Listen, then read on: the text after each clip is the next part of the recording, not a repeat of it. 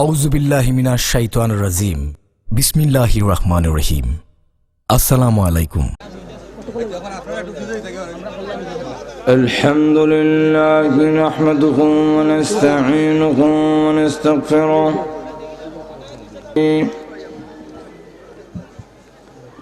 ওয়া নাউযু বিল্লাহি মিন শুরুরি আনফুসিনা ইয়াহদিহিল্লাহু ফালা মুদিল্লা লাহু ওয়া মান يضلله فلا هادي له ونشهد أن لا إله إلا الله وحده لا شريك له ونشهد أن سيدنا ومولانا محمدا عبده ورسوله الذي أرسل إلى الناس كافة بشيرا ونذيرا وداعيا إلى الله بإذنه وسراجا منيرا أما بعد فقد قال الله تعالى في كلامه المجيد وفرقانه الحميد أعوذ بالله من الشيطان الرجيم بسم الله الرحمن الرحيم واعبدوا الله ولا تشركوا به شيئا وبالوالدين إحسانا وذي القربى واليتامى والمساكين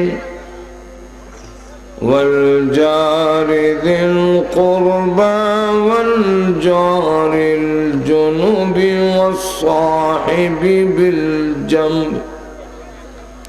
والصاحب بالجنب وابن السبيل وما ملكت أيمانكم إن الله لا يحب من كان مختالا فخورا صدق الله العظيم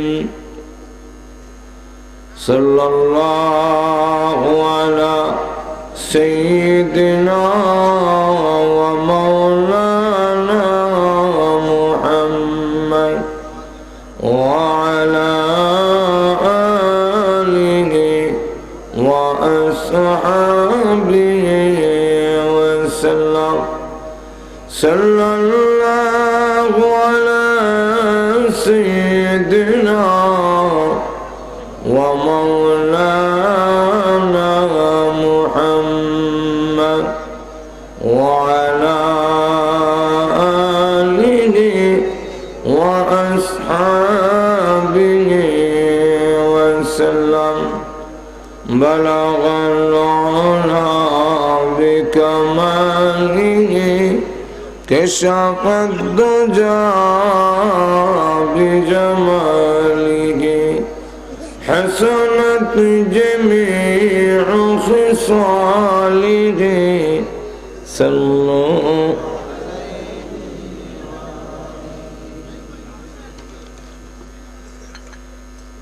গোবিন্দশ্রী ইসলামী যুব সমাজের উদ্যোগে আয়োজিত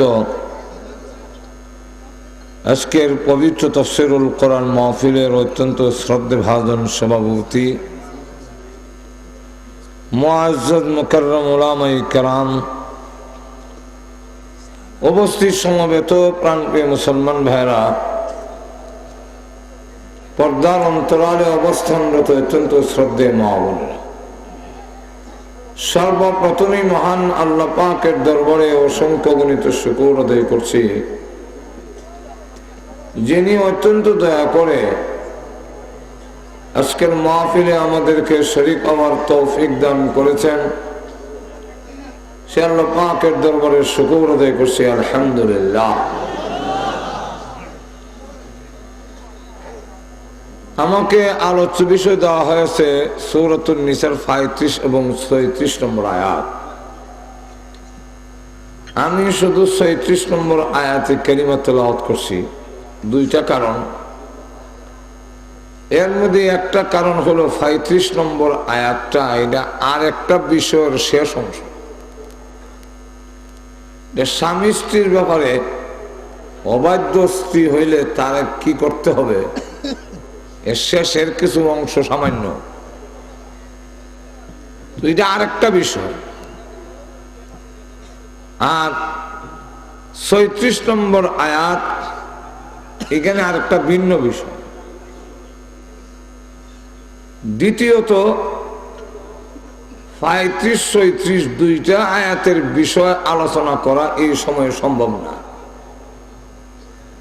এই জন্য আপনাদের সামনে শুধু 36 নম্বর আয়াতটা তেলাওয়াত করলাম। 36 নম্বর আয়াতে যে বিষয়টা তুলে ধরছেন সেটা হলো যে আমাদের পৃথিবীর সমাজে আমরা কিভাবে শান্তির সমাজ প্রতিষ্ঠিত হবে, পৃথিবীতে আমরা কেমনে শান্তি থাকবো, অশান্তি কেমনে দূর হবে। আজকে আমরা পৃথিবীতে শান্তি নাই, শুধু বাংলাদেশ না, লন্ডন আমেরিকা সহ। লন্ডনে একবার তো কই লইছে, লন্ডন আয়ও শান্তি পাইলাম না। তো শান্তি লন্ডন আমেরিকা না, সারা বিশ্বের কোথাও মানুষ আজকে শান্তিতে নাই, অশান্তি আছে। শান্তি কিভাবে আসবে দুনিয়ার জগতে? আর একটা বিষয় হলো যে আমরা পরকালেও কিভাবে জাহান্নামের আযাব থেকে বাঁচতে পারবো, সেই বিষয়টা সূরাতুন নিসার 36 নম্বর আয়াতে উল্লেখ করছেন। দুনিয়া তো অশান্তি, পরকালের আযাবে গ্রেফতার হয় কেন এটা আগে বল। দুনিয়া সে অশান্তি আর আখিরাতের আযাব গ্রেফতার কেন হয়, আগে সেই কেনটা বের করলে দুনিয়া শান্তিও এসে যাবে, জাহান্নামের আযাব থেকেও বাঁচার পথ বের হয়ে আসবে। আল্লাহ রাব্বুল আলামিন এই আয়াতের মধ্যে কতগুলো নীতিমালা তুলে ধরেছেন সমাজ ব্যবস্থার, যেই নীতিমালা গ্রহণ করলে আমরা দুনিয়াতেও শান্তি পাবো, পরকালেও জাহান্নামের আযাব থেকে মুক্ত পাব। তো পৃথিবীতে অশান্তি আসার যে কারণ শুধু একটা, কারণটা হলো অধিকার, প্রাপ্য, পাওনা, হক। এই সবটাই একটা জিনিসের নাম, অধিকার, প্রাপ্য, পাওনা, হক। এই একটার নাম শুধু একটা লই সারা বিশ্বে দুনিয়াতে মারামারি। অধিকার, পাওনা লই আমায় সরকার জনগণের পিঠায়, আর জনগণও আবার বিক্ষোভ, অবরোধ, হরতালের নামে। মূল কারণটা গিয়া দেখবেন পাওনা। জনগণের সরকারের কাছে যা পাওনা তা যখন দেয় না, তখনই জনগণ বিক্ষোভ, মিছিলে, অবরোধে নামে। আবার পুলিশও জনগণের পিঠায় একটা কথা কইয়া, এটা হইল যে জনগণের কাছে সরকার যা পাওনা তারা দেয় না, তারা গাড়ি ভাঙচুর করে, আগুন লাগাইয়া দেয়, বাড়ি ঘর ঘুরে না। তাহলে বিষয়টা হলো জনগণের কাছে যা পাওনা তা দেয় না, আর সরকারের কাছে জনগণ যা পাওনা দেয় না, এই কারণেই জনগণ আর সরকারের সংঘর্ষ। আমার আর জানা নাই, আপনারা জানা দেন তো কইেন।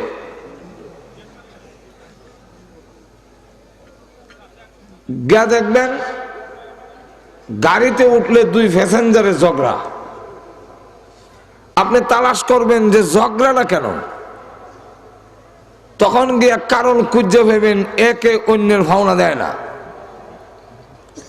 পাশের লোকটাই এমন বসে আপনার সিটও অর্ধেকটা দখল করে নিয়েছে, আবার একটা সিগারেট ধরে আপনার নাক বরাবর দোয়া ছাড়ে। আপনি বললেন ভাই তোমার দোয়ায় তো আমার কষ্ট হয়, আমার বমির আসার বাপ। তখন সে জবাব দেয় এত যদি কষ্ট হয় তো প্রাইভেট কার নিয়ে আসলেন না কেন?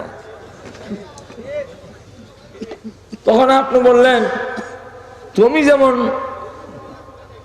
টিকিট কেটেছো আমিও তো টিকিট কেটেছি, অতএব তোমার সিগারেটের দোয়া যেমন আমার এই সিটের কাছে দিয়ে না আসে, আমার সীমানার ভিতরে চাইলে তোমার নাক কিলদা ভেঙে গেল। ঠিক না? এখন ঝগড়ার কারণটা হলো একে অন্যের পাওনা না দেওয়া। স্বামী স্ত্রীর মধ্যে ঝগড়া, শান্তি নেই, অশান্তি। কেন অশান্তি? তালাশ করে গিয়ে দেখবেন স্বামী স্ত্রী একে অন্যের পাওনা দেয় না। আপনারা ঘুমাই আছেন নাকি আল্লাহ জানে, কিছু হা না কয়েন। স্বামী স্ত্রীর ঝগড়া হওয়ার কারণটা অশান্তি, তার ফ্যামিলির মধ্যে সুখ নাই। কালকেও একজনের দোয়া চাইছে, দোয়া করেন। গিয়া দেখবেন করে বারাক ওবামার থেকে আমরা কেউ শান্তিতে নাই, বারাক ওবামা বড় বিপদে আছে, জামাই বউ মিল নেই। এটা ইন্টারনেট আইছে, পত্রিকাতে এসে পড়ছে। কয়েক মাস ধরে দুইজনে দুই বিছনাত ঘুমায়, স্বামী স্ত্রী দুইজন দুই বিছনাত ঘুমানি যে কত বড় অশান্তি, এটা হের আসার আর কেউ বুঝতো না। এখন লক্ষ্য করে দেখেন বাবা আর ছেলের মধ্যে মিল নেই, অশান্তি।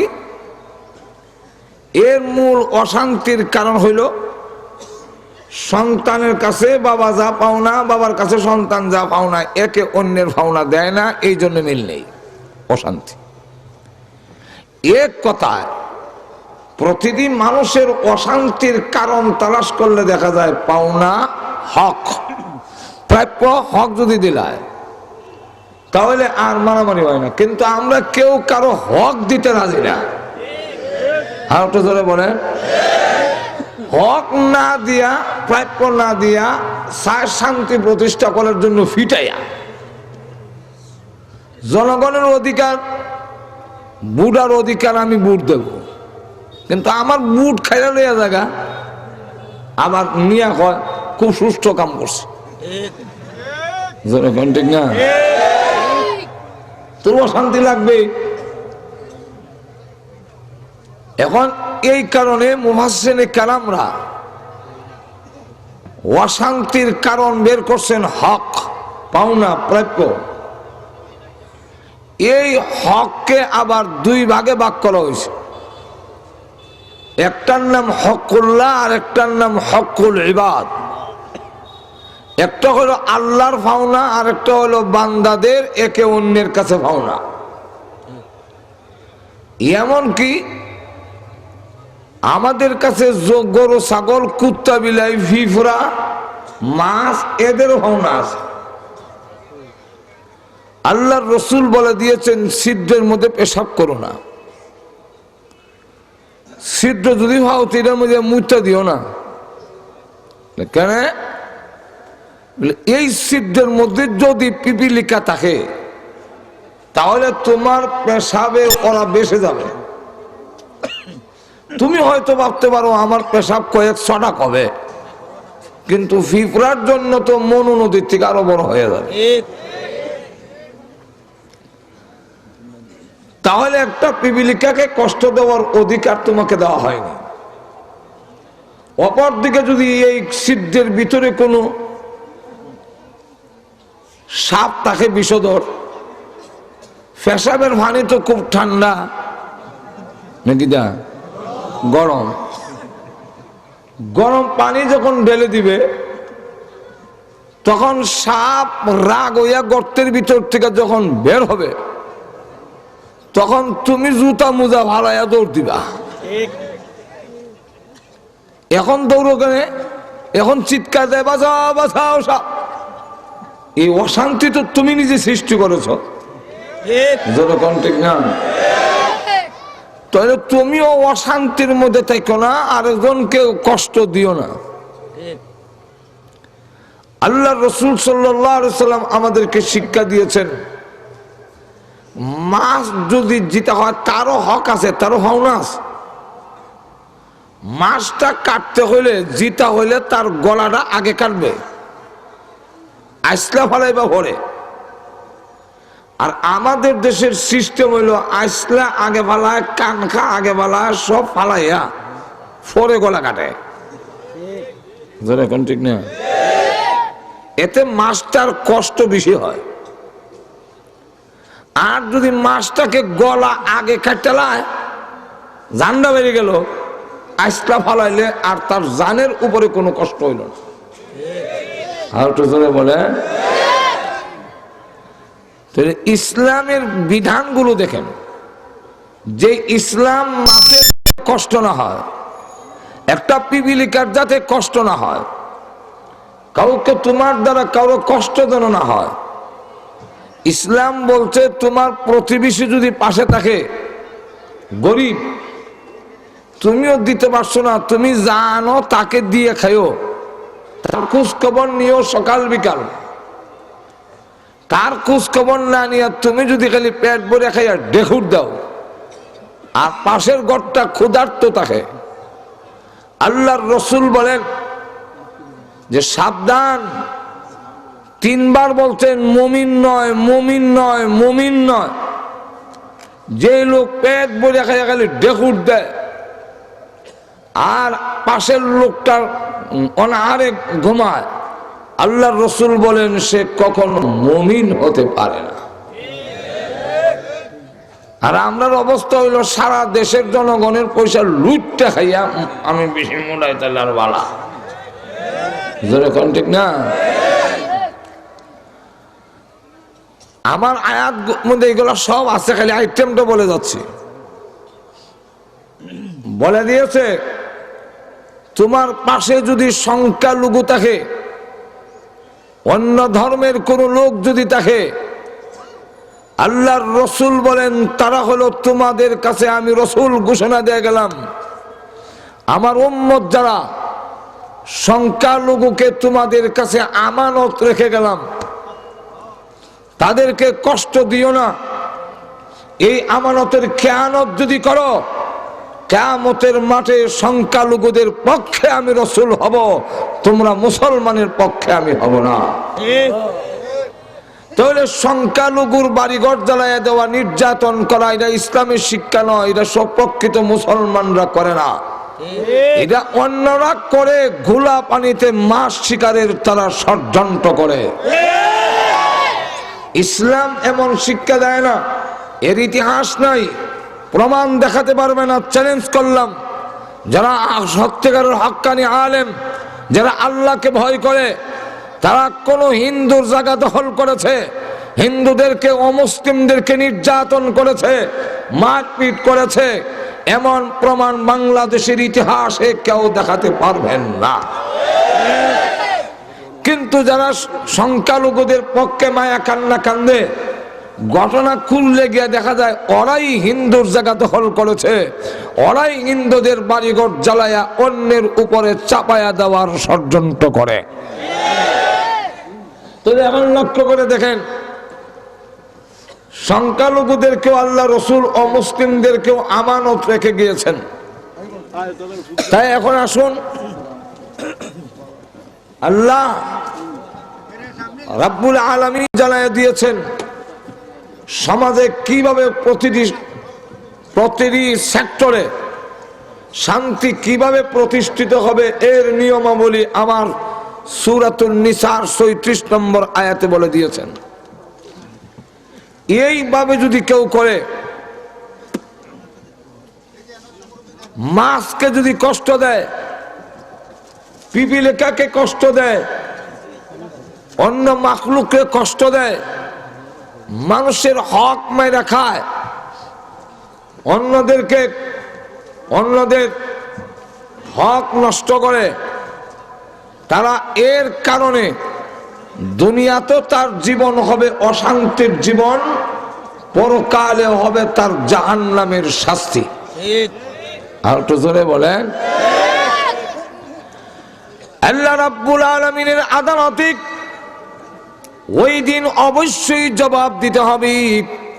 আর যদি আল্লাহর মাখলুকের হক সঠিকভাবে আদায় করো, তাহলে আল্লাহ রাব্বুল আলামিন এর বিনিময় দুনিয়াতেও তোমাকে শান্তির জিন্দেগি দান করবেন, পরকালেও জাহান্নামের আযাব থেকে মাফ করে দিবেন। লক্ষ্য করে দেখেন, এই হক বলে আল্লাহ পাওনাটা আগে উল্লেখ করেছেন। এর কারণ আমাদের সকলের কাছে আল্লাহর পাওনাটা দুনিয়ার সকল মাখলুকের পাওনার চাইতে আল্লাহর পাওনাটা ছোট না বড়?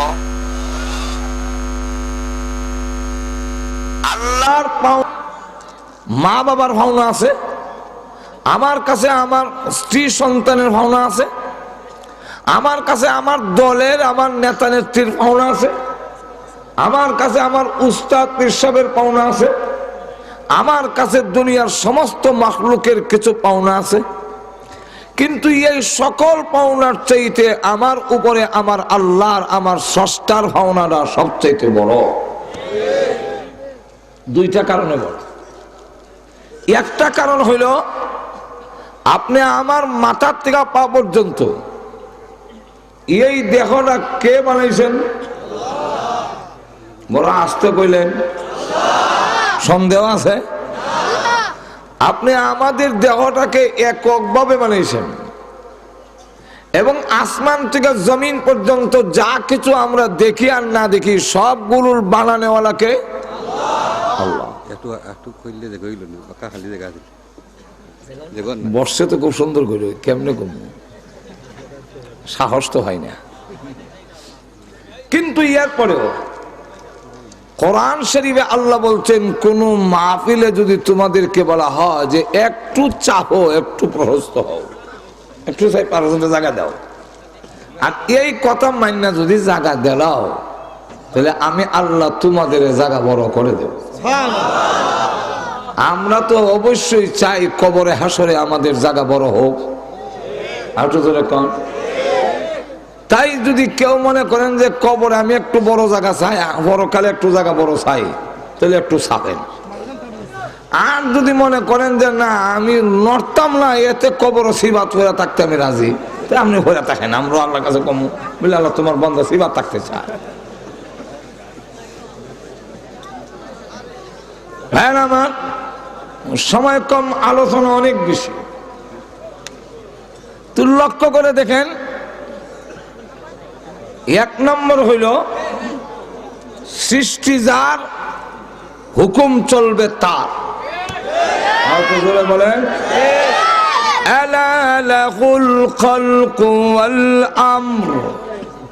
আল্লাহ বলেন জেনে রাখো, মনোযোগ দিয়া শোনো, আলা লাহুল খালকু ওয়াল আমর, সৃষ্টি যার, হুকুম চলবে তার। এই মাইক যিনি বানাইছেন তার কথা মতোই মাইক চলবে। এর থেকে সুন্দর ডিজিটাল সিস্টেম যদি বের করা হয়, ডিজিটাল সিস্টেম কি? মাউথ পিস নিয়ে বাসা লাগায়, হরনগুলো শ্রোতাদের মাথার কাছে আইনে ফিট করো, ব্যাটারির মধ্যে ক্লিপ দিয়ে সিবাদা না ধরিয়া বক্তার 2 আঙ্গুলের মধ্যে ধরে নাও। এটা ডিজিটাল সিস্টেম, উন্নত। এইভাবে মাইকটা ফিট করলে মাইকটা কি চলবে না অচল হবে? আর একটু ধরে বলেন কেন অচল? অচল হওয়ার একমাত্র কারণ হইল মাইক বানানোওয়ালার কথা মানে নাই। মাইক বানানোওয়ালার কথা না মানলে যেমন মাইক অচল, আমাদের বানানোওয়ালার কথা যদি আমাদের ব্যক্তিগত জীবনে, সামাজিক জীবনে, রাষ্ট্রীয় জীবনে যদি বানানোওয়ালার কথাকে মানা না হয়, তাহলে আল্লাহর কসম মানুষ পরিবর্তন হবে, আইন পরিবর্তন হবে, বাহিনী পরিবর্তন হবে, কিন্তু এই জাতির মধ্যে শান্তি আসবে না।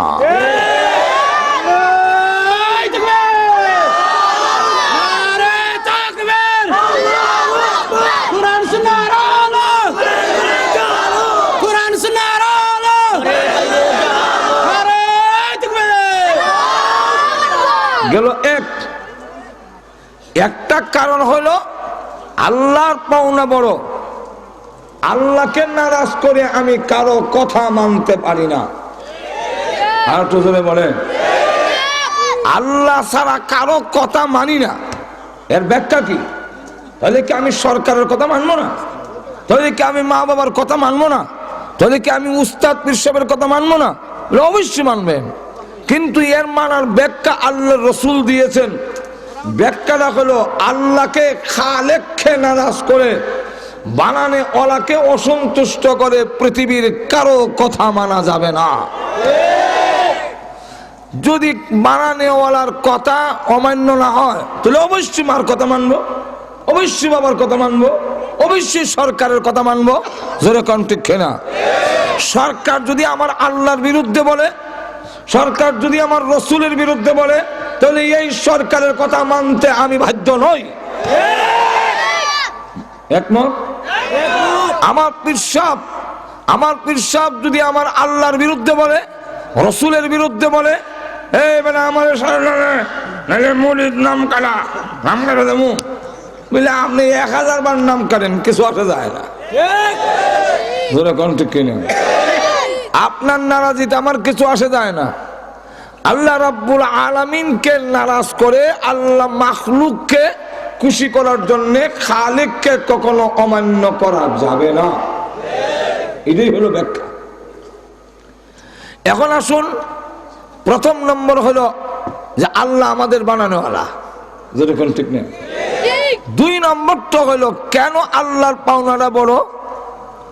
আল্লাহর পাওনা বড় হওয়ার কারণ হইল আমাদের যা কিছু লাগে সকল কিছুর ব্যবস্থা তো তিনি করেছেন। আর একটু জোরে বলেন দেখার জন্য আমার চৌকের দরকার, চৌক কেন দিছে? এটা কি আমেরিকার থেকে লাগাইছেন? বারাক ওবামা দিছে, বুশ দিছে, আমাদের দেশের সরকার প্রধান দিছে চৌক। তাহলে চোখ কার দেওয়া? দেখার জন্য চোখ কে দিলেন? আল্লাহ দিলেন। গ্রাণ নেওয়ার জন্য নাক কে দিলেন? শোনার জন্য কান কে দিলেন? ধরার জন্য হাত কে দিলেন? এই হাত তো এমন এক সময় ছিল, আমি আসছিলাম দুনিয়াতে, হাত আছে, হাত নাড়ায় ছাড়ায়, কিন্তু ধরার মতো ক্ষমতা ছিল না। আজকে আমার হাতে ধরার মতো ক্ষমতা আছে। সুতরাং আল্লাহকে নারাজ করে এই হাত দিয়ে অন্যকে আমি পিস্তল দিয়ে গুলি করতে পারি না, এই হাত দিয়ে আরেকজনকে পিঠাতে পারি না। যদি পিঠাই, এর যে একটা পরিণাম, এর জন্য দুনিয়াতে আমাকে অশান্তির জীবন মুখ করতে হবে, লাঞ্ছিত হব, অপমানিত হব।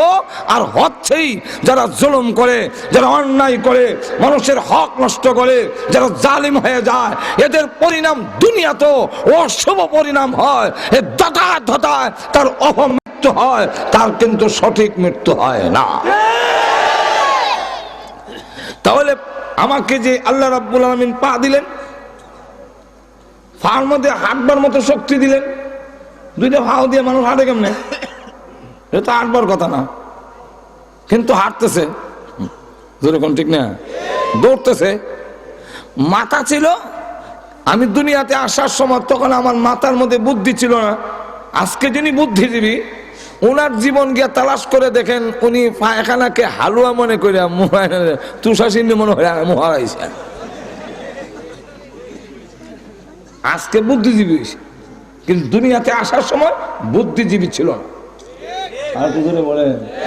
আল্লাহ নিজে কোরআনে বলেন, ওয়াল্লাহু আখরাজাকুম মিন বুতুনি উম্মাহাতিকুম লা তা'লামুনা শাইআ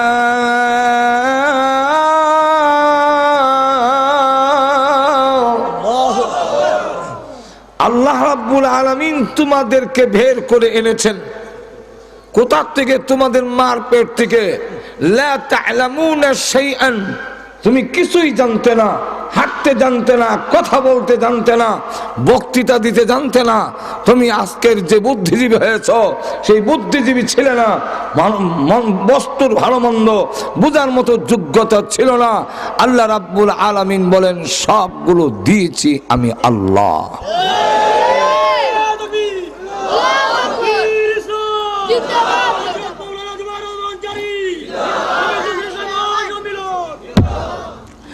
লক্ষ্য করে দেখেন, আল্লাহ রাব্বুল আলামিন আমাদেরকে এখানে দেশের মধ্যে দেখাইলাম।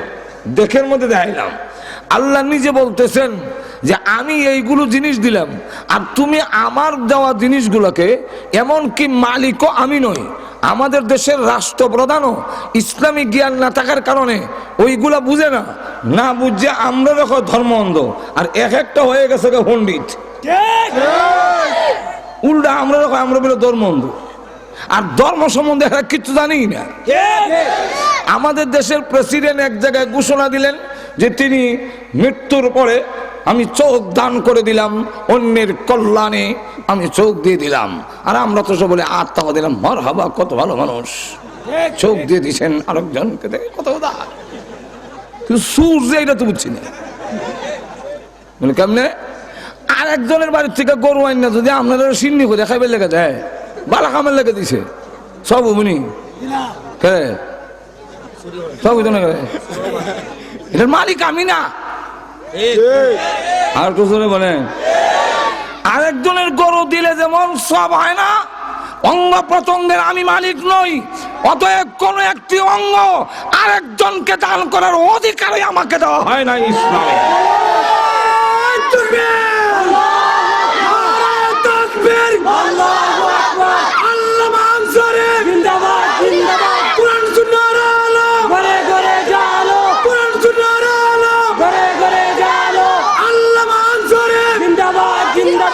ইসলামের শত্রুরা হুঁশিয়ার সাবধান, আলিমুল আমার শত্রুরা হুঁশিয়ার সাবধান। আমি আসলে চৌকের মালিক নই, হাতের মালিক আমি, কিডনির মালিক আমি নই, শুধু রক্ত দেওয়া ফুকায় গেলাম জায়েজ বলছে, তাও এটা আরেক কান থেকে গ্যাস করে ওটা দুধের উপরে গ্যাস করছে। দুধ যেমন এক মহিলার শুধু বাচ্চা তৈরি যদি মারা যায়, রাসূল তখন নিচের দিকে চাই কান্দে, প্রভু এই মস্তির জবাব দেওয়ার ক্ষমতা আমার নেই, প্রভু গো আমি কেমনে দিব? মা কইয়া পারে না তার সন্তানকে আগুনের চুলাই দিতে, তুমি রহমানুর রহিম হইয়া তোমার বান্দারে গুনাহ করার যোগ্যতা দিছো। মাঝে মাঝে যদি গুনাহ করে ফেলে, তোমার ইবাদত করে এবং শিরিক করে না, কিন্তু মাঝে মাঝে যদি গুনাহ হয়ে যায়, এর জন্য জাহান্নামও দিবা কেমনে? আল্লাহর নবী কান্দে, এমনি আল্লাহ ডাক দেন, জিবরাইল আমার নবীর কাছে গিয়া বলো, প্রশ্ন যত কঠিন উত্তর তত কঠিন নয়। আমার যেই বান্দা গুলামি করবে, শিরিক করবে না, এতটুকু যদি কইরা নেয়, আমি আল্লাহ আমার ইজ্জত জাতের কসম করে বলি, এমন গোলাম বান্দি গুনাহগার হইল, আমি আল্লাহ তাকে জাহান্নামের আগুনে দিব না।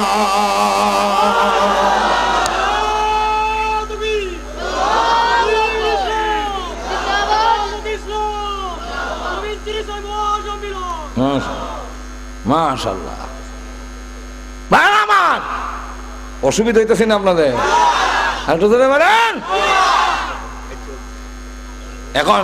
এখন আসেন, আল্লাহর পুরস্কার পাইলাম আর রসুলের কাছ থেকে শুনলাম, জোরে কোন ঠিক কেন?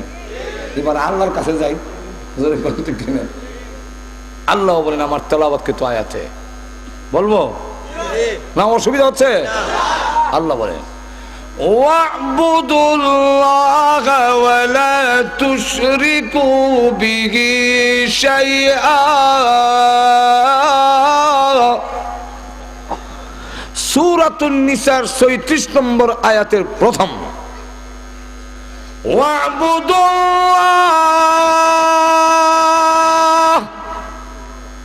আল্লাহ বলে মুফাসসিরদের মধ্যে সাহাবায়ে কেরামের মধ্যে যারা কোরআন বেশি বুঝতেন এর মধ্যে সবচেয়ে প্রধান হলেন আব্দুল্লাহ ইবনে আব্বাস রাদিয়াল্লাহু আনহু। ওনাকে রইসুল মুফাসসিরিন বলা হয়। ওনার মতে এই আয়াতের এই ওয়া'বুদুল্লাহর অর্থ হইল ওয়াহিদুল্লাহ, আল্লাহর একত্ববাদে বিশ্বাসী হয়ে আল্লাহর ইবাদত করো। এই হলো প্রথম নম্বর নির্দেশ কার? আল্লাহ। আর জোরে বলেন। ২ নম্বর ওয়ালা তুশরিকু বিহি শাইআ।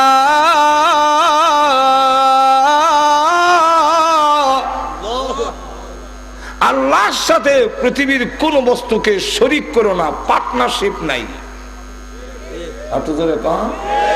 আল্লাহর কোন পার্টনার নাই।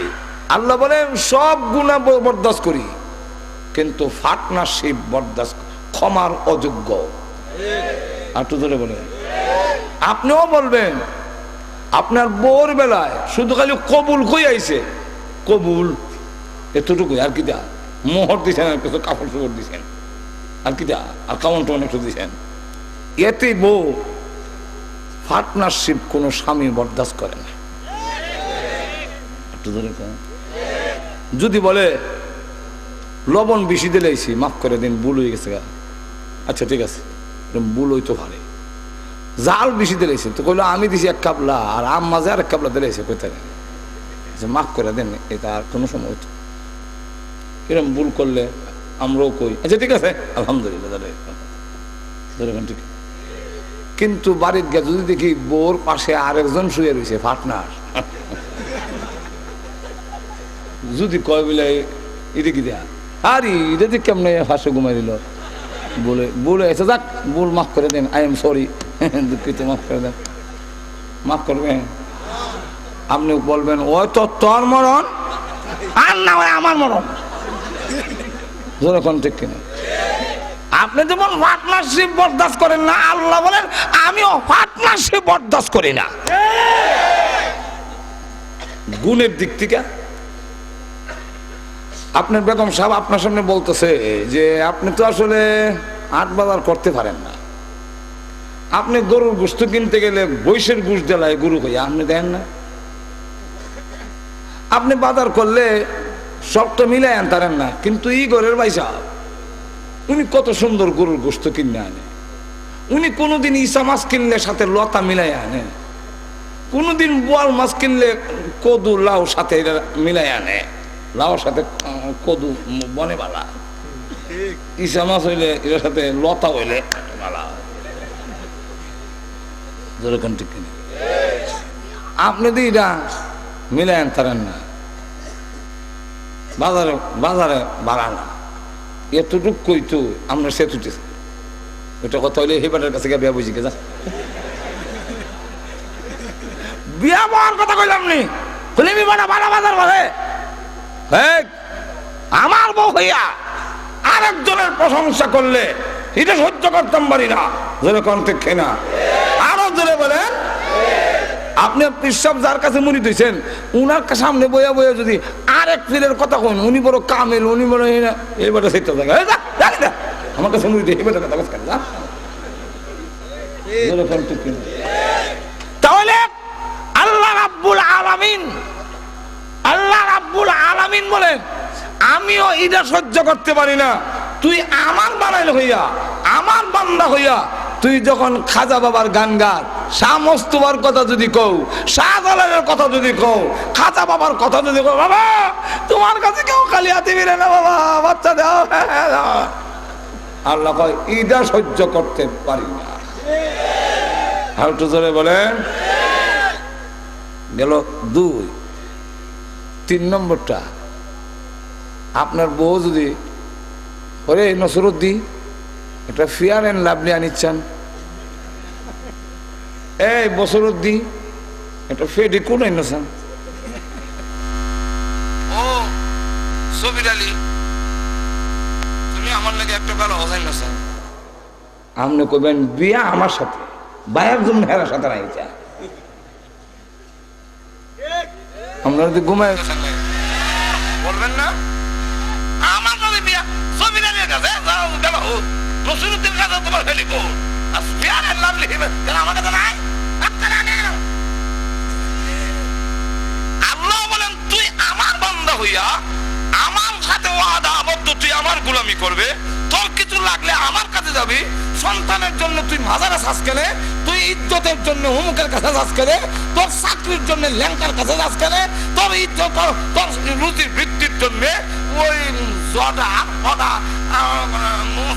কাটে না, কোনো চুল কাটে না, গোসলও করে না সপ্তাহ সপ্তাহ, শরীর ফাড়ার গন্ধ করে, তুই হের কাছে শ্বাস কেনে। আর তো জোরে বলে 3 নম্বর হইল আমরা আল্লাহরে মাথা নত করে সম্মান জানাই, সাজদা করি, রুকু করি, কারে? সাজদা করে একটা ইবাদত, যেরকম ঠিক না, এইভাবে মাথা নত করে আর কারো কাছে করিস না, এটা সহ্য হয় না। আর তো জোরে বলে 3 নম্বর হলো আমাকে যেভাবে সম্মান করিস এইভাবে আর কাউকে করিস না, আমার সম্মানের সাথে আর কাউরে লাগাইস না। আমরা করি কি, মসজিদ থেকে সোজা বাড়িয়ে জায়গা, কাবাগর জিয়ারত করে তফ করে সোজা জায়গা, মদিনা জিয়ারত করে সোজা জায়গা, বাগে ধরে না। আর শাহজালালের শাহপরানের মাজারও গিয়া জিয়ারত করে হে উল্টা যায়,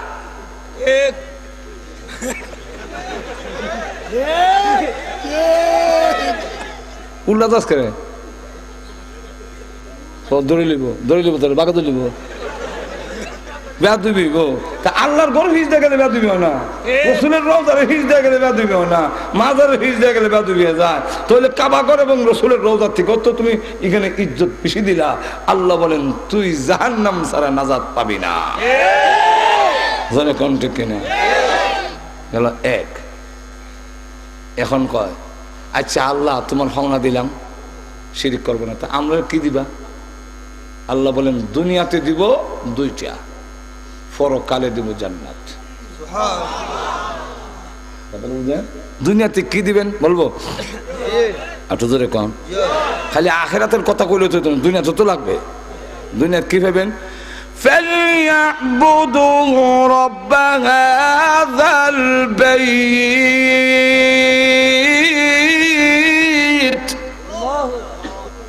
فَلْيَعْبُدُوا رَبَّ هَذَا الْبَيْتِ, যারা কাবাগরের মালিকের ইবাদত বন্দি করবে, গোলামি করবে, আল্লাহ 2টা দিবেন। কি কি? আল্লাযী আত'আমাহুম মিন জু', 1 নম্বর হইল আমি তোমাদের অভাব দূর করে দিব, অভাব থাকবে না। আল্লাহ ওয়ালাদের অভাব নাই, তবে মেল ফ্যাক্টরি নাই, ধনী না। কেন? ধনী হইলে অভাব যায় না, অভাব বাড়ে, স্বভাব নষ্ট হয়। অভাব আরো আমার কথাই কই, অন্যের বাদ দিই, নিজে ওয়াজ করন বালা। যে এই সময় চাকরি করে বললে 500 টাকা বেতন হইতাম, মসজিদ জুমা ভাইয়া 500 টাকা, আর এখন জুম্মাত গেল 10,000, এরপর আমার হুসে না। আর কেউ আমার কাছে টাকা কর্জা চাই হইতেন না, কেন চাইতেন না, আমার নিজের আরো লাগে। লন্ডন আমেরিকা যত বড় লোক বাংলাদেশে, আপনার বিশ্বাস না করলে খবর লয়ে লন্ডনের কাছে গিয়ে বললে, লন্ডন গিয়া সারলে প্রত্যেকটা মানুষের খালি গ্যাসের বিল দিতে পারে না, পানির বিল দিতে পারে না, অভাব অনটন। বাংলাদেশে দেখি বড় বড় 6 তলা 10 তলা, আর এখানে গেলে পানির বিল দিতে পারে না।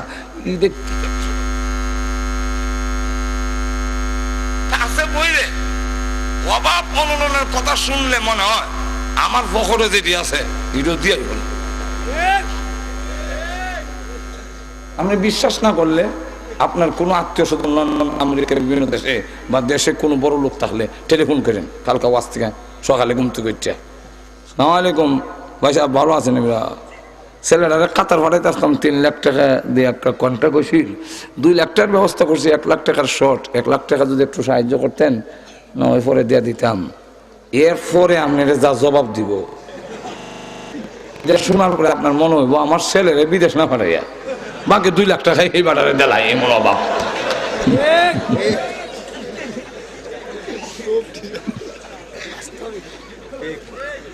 এমন লক্ষ্য করেন আল্লাহর অভাব দূর করে দেব, অভাব নাই। শাহজালালের অভাব নাই, শাহপুরের অভাব ছিল না, আল্লাহ শাহ বুরহানুদ্দিনের অভাব ছিল না, শাহ মুস্তাফার অভাব ছিল না। এরপরে যারা সেই সমস্ত বুজুর্গানে দিন আমরা দেশে বড় হয়ে বিদায় হয়ে গেছে, এদের অভাব ছিল না, মেল ফ্যাক্টরি নাই কিন্তু অভাব নাই। জিগাইলে আমি তো আল্লাহর ওলি হইতাম পারছি না, তবে হেরার লেবাসটা ধরে বই রইছি, বাপটা ধরছি, বাপটা ঘুমাই গেছে না, এই দাদা কি ধরছি, বাপ বাপ ধরে রাখছি, বলি হইছি না, আল্লাহওয়ালা হইতারছি না, কিন্তু আল্লাহওয়ালাদের যে একটা ভাব পাগড়ি লাগাইয়া লাগাইয়া বাপ ধরে রয়েছি। এই বাপটাই উদ্দুর খাম যে লন্ডন আমেরিকার থেকে কতজনে টেলিফোন করে, ওজন আমরা আইলে আচ্ছা আপনার লেগে কেটে আনতাম, আপনার পছন্দের কইন, আমি 10 মিনিট মোরা কাবা করে লই, কুন্ডা কইতাম কই ভাইছি না কিছু, যারা মন চাইলে লই, যারা মন চায় তোমার ইচ্ছা মতো লই, দেখি কুন্ডা কমবিল এটা নাই দেও, সবই আছে। ঘুমাই গেছেন কেন? আপনি আল্লাহওয়ালা হন, দেখবেন সব আপনার আছে, কোনো অভাব নাই। আর একটু ধরে বলে আমার যা খায় ভাই বসে, আমার ব্যাংক ব্যালেন্সের দরকার নাই, জায়গা রাহনের দরকার নাই, তা আপনার অভাব থাকতো কারে? ঘুমাই বিষয়টা বুঝছেন না? আর একটু ধরে বিষয়টা বুঝেন না আপনারা? বড় লোকের অভাব তা এখানে এই জায়গাটা রাখার পরে টার্গেট রাখছে, ইটাও লইতো, ইটাই উঠে পূরণ করতে পারছে না, 60 লাখ টাকা দা লইছে, 30 লাখ টাকা দিয়ে আর 30 লাখ টাকা দিব, এটা আবার হিরো নজরে গেছে, হিরো হিরো মিল্লা। আর আল্লাহ আল্লাহ হয়তো আমার দরকার নাই, জান্নাতের দরকার নাই। কথাটা বুঝাইতে পারছেনি? আচ্ছা যাক, 1 পুরস্কার। 2 নম্বর হইল وآمنهم من خوف।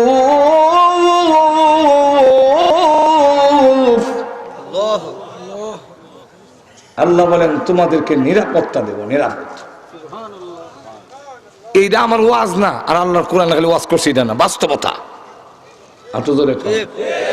আল্লাহ রাব্বুল আলামিন এই আয়াত নাযিল করে বাস্তবতা দেখায়া দিলেন। যখন আল্লাহর বিধান প্রতিষ্ঠিত হয়েছে, আল্লাহর গোলামি শুরু হয়েছে, আরব দেশ থেকে যখন শিরিক বিদায় হয়ে গেল, আল্লাহ রাব্বুল আলামিন অভাব দূর করে দিলেন। অভাব কেমনে দূর করবেন? মিল ফ্যাক্টরি খুলে দিবেন। বুঝলেন না কেমনে অভাব দূর করব? অন্য আয়াতের মধ্যে বলেন ওয়ালাউ আন্না আহলাল কুরা আমানু ওয়াত্তাকাউ লাফাতাহনা আলাইহিম বারাকাতিম মিনাস সামাই ওয়াল আরদ। আমি আল্লাহ আসমান আর জমিনের বরকতের দরজা খুলে দেব, আসমানের পানি বাকি থাকবে না, সব ছেড়ে দিবে, জমিনের নিচে যা আছে সব বের করে দিবে, তখন তোমাদের অভাব দূর হয়ে যাবে। এটাই একবার করেছিলেন। আবার পৃথিবীতে এমন একদিন আসবে 7 বছর পর্যন্ত অভাব থাকবে না। মানুষ তখন রাস্তা দিয়ে হাঁটবে আর বলবে, কবরস্থানের কাছে দিয়ে গেলে বলবে, ও বাপসা যারা কবরে ঘুমাই রয়েছে উঠটা যদি আইতে দেখতা যদি দুনিয়ার শান্তি কারে কয়। এটা কোন সময়? ইমাম মেহেদী আলাইহিস সালাম যখন আবার আসবেন। হাদিস শরীফ হয়েছে আসমানে 1 ফুটও পানি বাকি থাকতো না, সব ছেড়ে দিব। জমিনের একটা ডুগো নিচে থাকতো না, সব উপরে ভেসে আসবে।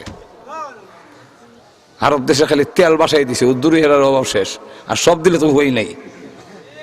জোরে কন্টেক্ট আরো জোরে। যে দেশের লোকেরা খাইতে পাইছে না, মরা গরু খাইছে, এরা এখন আর আমেরিকা লন্ডন সব রকম কুল্লুহুম মিসকিন, কুল্লুহুম মিসকিন। যেরকম ঠিক কিনা?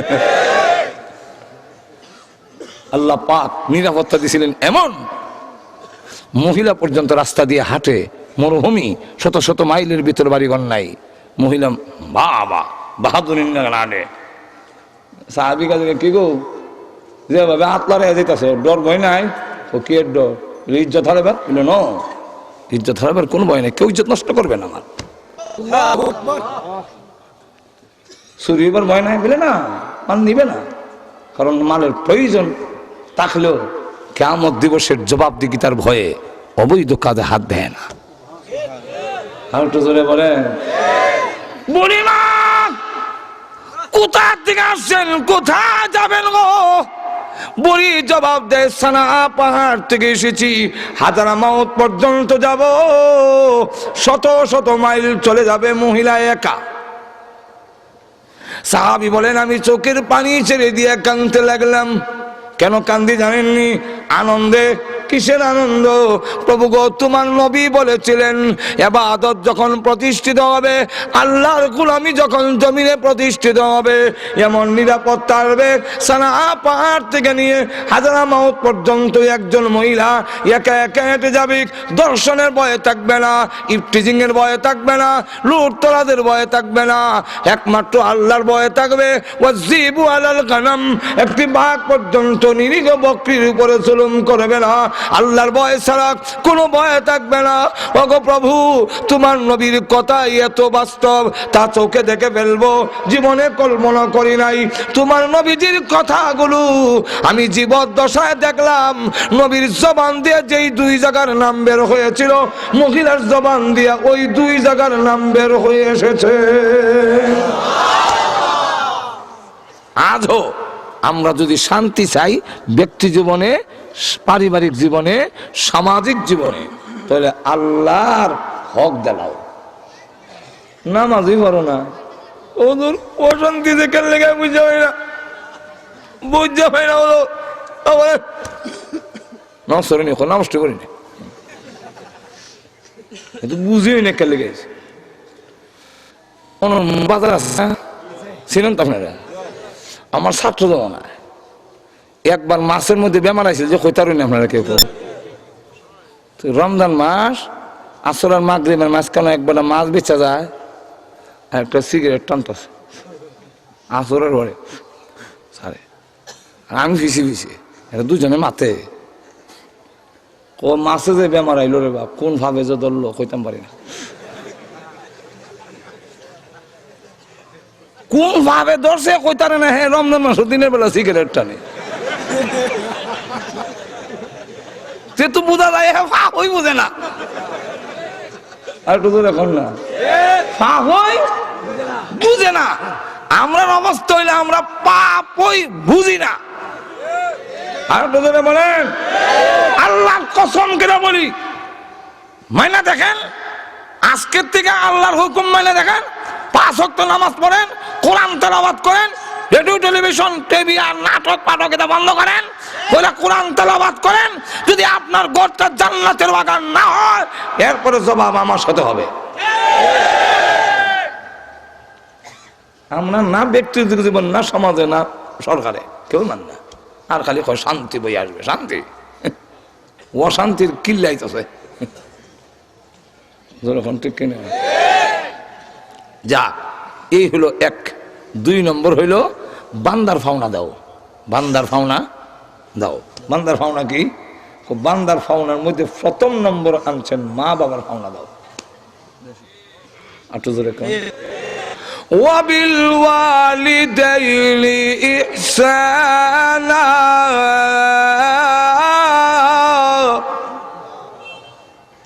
বান্দার ফাওনা দাও, আমার ফাওনা আগে, এরপর বান্দা। আর বান্দার মধ্যে মা বাবাকে আগে আনছেন। কেন আগে আনলেন?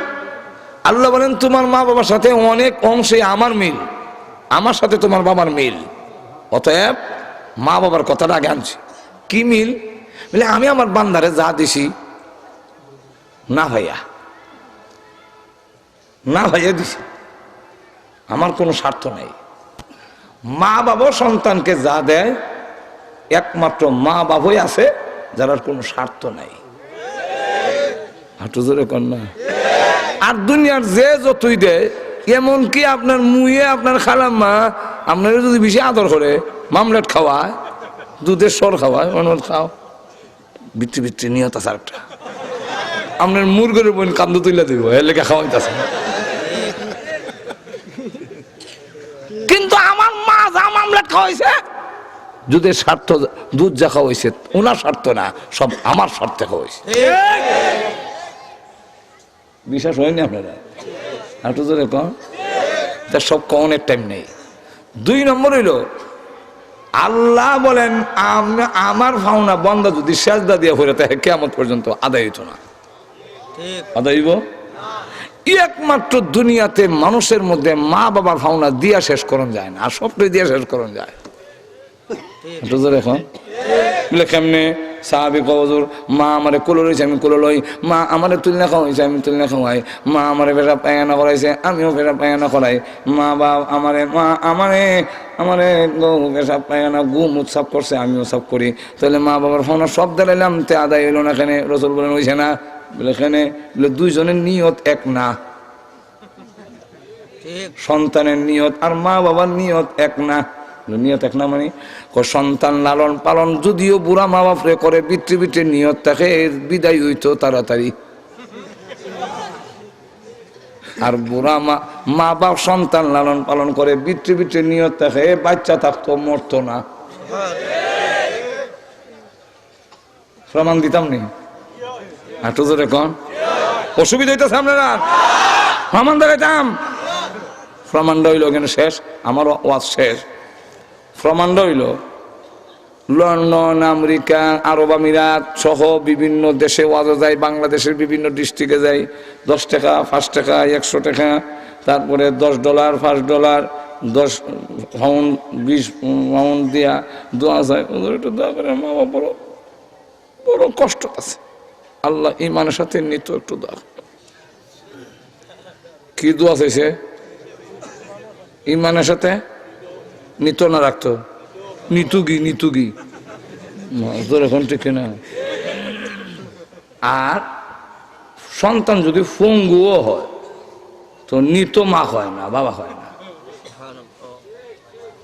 আমি লন্ডন বুঝার জন্য লন্ডন এক বাড়িতে নিছে এক বাচ্চারে ফু দেওয়া বেলে, এটা 18 বছর বয়স। এটা 18 বছর ধরে উলছি আরো, আর সুর অত বড় বিকৃত।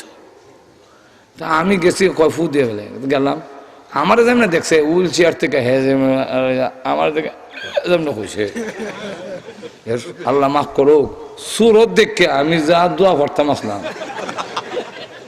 সব পেটে বিটাই গেছে। আমি তাড়াতাড়ি এমনি একটা ফু দিয়া জায়গা পয়সা আমার আইবার সময় 20টা পাউন্ড দিছে, দিয়া দোয়া করতাম এটা বাচ্চা থাকতো।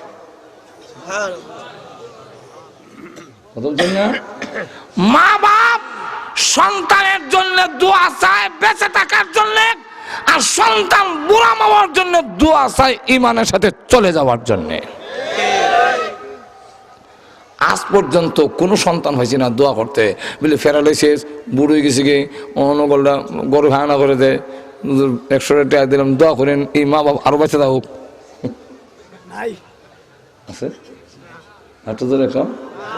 তাই আল্লাহ রাব্বুল আলামিন বলেন ওয়াবিল ওয়ালিদাইনি ইহসানা, মা বাবার পাওনা দিও রে সন্তানেরা, আর না হয় দুনিয়ার জীবনে তুমি অশান্তি লাভ করবে, পরকালেও এর আযাব ভোগ করবে। জোরে বলেন ঠিক কিনা?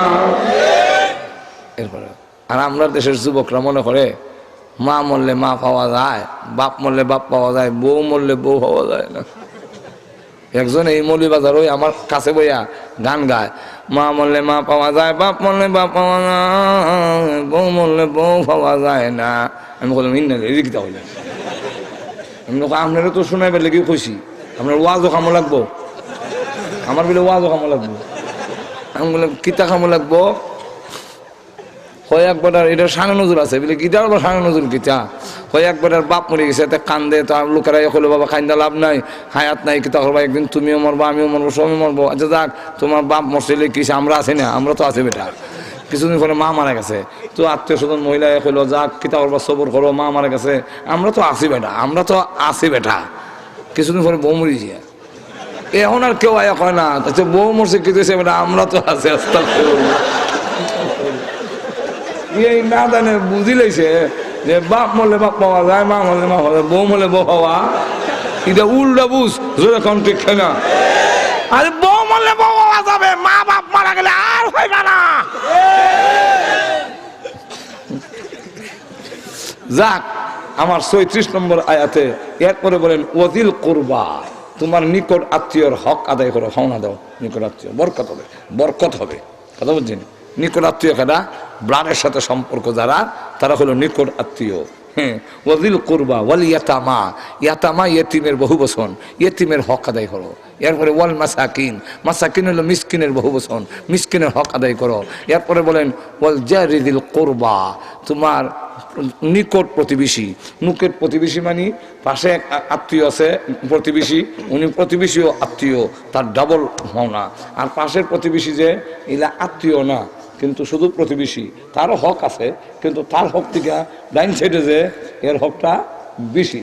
আবার আরেকটা ব্যাখ্যা হইল, এরপরে বলেন বল জারিল জুনুবি, জারিল জুনুব, জারিল জুনুব কোনটা? আবার বলে জারিল জুনুবি, এই সাইডের লোকটা মুসলমান আর ওই সাইডের লোকটা হইলো অমুসলমান। অমুসলমানও যদি হয় তারও পাওনা, তোমার কোনো আচরণে, তোমার কোনো কারণে হের যদি কষ্ট হয়, হে যদি কষ্ট পায়, তুমি আল্লাহর কাছেও ধরা পারবা, দুনিয়া তো ধরা খাইবা। যেরকম ঠিক কিনা? ও সাহিবিল জাম, তোমার সহপাঠী যে আছে তার সাথে তুমি ভালো আচরণ করো, গুলাগুলি করো না আর ভিড়াভিড়ি করো না। যেরকম ঠিক কিনা? ওয়াবনি সাবিল, মুসাফিরের হক আদায় করো। ওয়ামা আমালাকাত আইমানুকুম, তোমার অধীনস্থ যারা আছে তাদের পাওনা দাও। আমরা দেশের কাজের মেয়েরা গরিবে লেগে কাম করে, এটা মালিক নিয়ে করে কিটা একটু বেশ কম করলো বিরান উল্লানি গরম করে না, এটা খবর হয়ে যায়। কথা বলছেন না? নির্যাতন করে, এরম করো না, তার পাওনা আদায় করো। তাহলে আমি আল্লাহ পাক বলে দিলাম, দুনিয়া তো শান্তি পাইবা, জাহান্নামের আগুন থেকে মুক্তি পাইবা। আল্লাহ আমাদের সকলকে তৌফিক দান করুন। সকলে জোরে সোরে বলেন আমিন। ওয়া আখিরু দাওয়ানা আলহামদুলিল্লাহি রাব্বিল আলামিন। আল্লাহুম্মা আমিন। ربنا ظلمنا أنفسنا وإن لم تغفر لنا وترحمنا لنكونن من الخاسرين ربنا اغفر لنا ولنا করে আমাদের জিন্দেগীর গুনাহে maaf করে দাও। আল্লাহ সব গুনাহ থেকে তওবা করলাম, মেহেরবানি করে আমাদের maaf। আমাদের মধ্যে যারা অসুস্থ তুমি সুস্থ করে দাও, যত বিমারি আছেন সকল বিমারিকে শিফা করে দাও। আল্লাহ একজন ওনার আম্মার জন্য দোয়া চাইছেন, আল্লাহ ওনার আব্বা বেমার, আম্মা বেমার, আল্লাহ ওনার আম্মাকে শিফা করে দাও। আরো আমরা যত আল্লাহ স্ত্রী সন্তান মা বাপ যে যেখানে অসুস্থ আছেন আল্লাহ তুমি সকলকে সুস্থ করে দাও। আল্লাহ আমাদের সন্তানগুলোকে পাক্কা নামাজি দিনদার পরেজগার বানায়া দাও রব্বুল আলামিন। আজকের মাহফিলের আয়োজন যারা করেছেন, শোনার জন্য যারা এসেছেন, টাকা দিয়ে পয়সা দিয়ে বুদ্ধি দিয়ে যারা সাহায্য করেছেন, সকলের জন্য এই মাহফিল কিয়ামতের মাঠে নাজাতের ওসিলা বানায়া দাও রব্বুল আলামিন। আল্লাহ তাআলা এই মহল্লার এলাকার সব রওজা মুবারক মাফ করে দাও। বিশেষ করে আমরার মা বাবার কবরে জান্নাতের বাগান বানায়া দাও। আল্লাহ এই এলাকার মাটির নিচে আল্লাহ যত মুর্দা ঘুমায় আছেন সকলের কবরে জান্নাতের বাগান বানায়া দাও। আমাদেরকে মক্কা মদিনা বারবার জিয়ারত করার তৌফিক দাও। যেদিন মরণ দাও ঈমানের সাথে মরণ দিও আল্লাহ, ঈমানের সাথে মরণ দিও। বেঈমান বানায়া আমরা কবর নিও না রব। কেন